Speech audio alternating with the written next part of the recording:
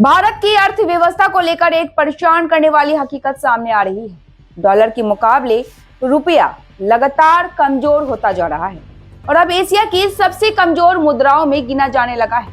जहां आम लोग महंगाई और बेरोजगारी से जूझ रहे हैं, तो वहीं एक डॉलर अब 90 रुपए के पार हो चुका है।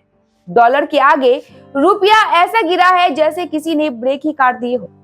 दुनिया की कई करेंसी अभी भी संभली हुई है, लेकिन हमारा रुपया निचले स्तर की ओर रेस लगा रहा है। और बात सिर्फ डॉलर की नहीं है, यूरो, पाउंड, येन, दिरहम सबके मुकाबले रुपए ऐसे गिरा है, या यूं कहें कि ऐसे ही फिसला है जैसे तेल लगी ढलान पर बेलगाम गाड़ी। लेकिन इस गंभीर स्थिति के बीच सरकारी इकोसिस्टम लोगों का ध्यान भटकाने की कोशिश करता दिखाई देता है।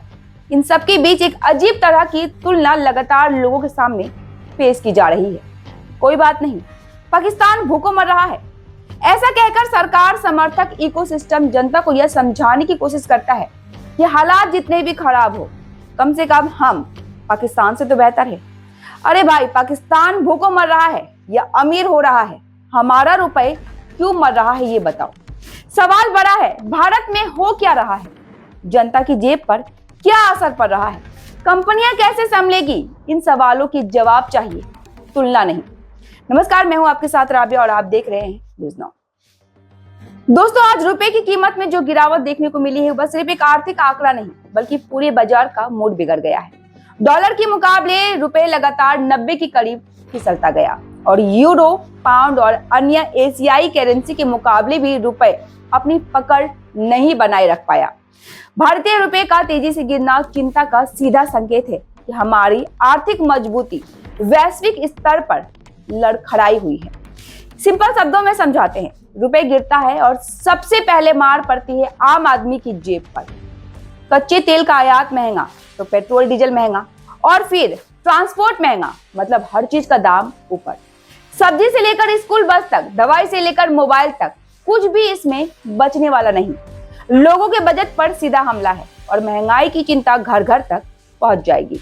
और खतरा यहीं खत्म नहीं होता। आयात महंगा हुआ तो ट्रेड घाटा बढ़ेगा, विदेशी निवेशक पैसे निकालने लगेंगे, मार्केट में पैनिक फैलेगा और जिन कंपनियों पर विदेशी मुद्रा में कर्ज है उनका बोझ दोगुना, मुनाफा आधा। कंपनियां परेशान, शेयर बाजार अस्थिर और निवेशक डरे हुए। रुपए की गिरावट एक छोटी सी खबर नहीं, बल्कि पूरी अर्थव्यवस्था के लिए लाल संकेत है। सबसे दिलचस्प बात दोस्तों यह है कि जब विपक्ष में थे तब कहा जाता था कि रुपए ऐसे गिरता है, ये सरकार की नाकामी है, लेकिन अब जब गिर रहा है तो साइलेंस। 2013 और 14 में कहा गया था कि रुपए गिर रहा है इसलिए सरकार बेकार है। जब तक सरकार मजबूत नहीं होगी, रुपए को मजबूत नहीं किया जा सकेगा। और आज जनता महंगाई, महंगी चीजें, कर्ज और आर्थिक दबाव झेल रहा है। अब सवाल यह है कि क्या वो वही मजबूत सरकार है जिसने कहा था कि रुपए का रेट इतनी आसानी से नहीं गिर सकता। यह अब चौकीदार खुद भूल गया है कि रुपए गिरने पर उसकी जिम्मेदारी थी। लोग सवाल पूछ रहे हैं कि जब नेतृत्व खुद मजबूती का दावा करते थे, तो अब ये गिरावट क्यों नहीं संभाली जा रही। क्या बयानबाजी आसान है और जिम्मेदारी कठिन? तो आज रुपए की गिरावट सिर्फ चार्ट पर एक लाइन नहीं, यह हमारी अर्थव्यवस्था की सच्चाई का आईना है। दुनिया में कई करेंसी संभली हुई है, लेकिन भारत पर दबाव लगातार बढ़ रहा है।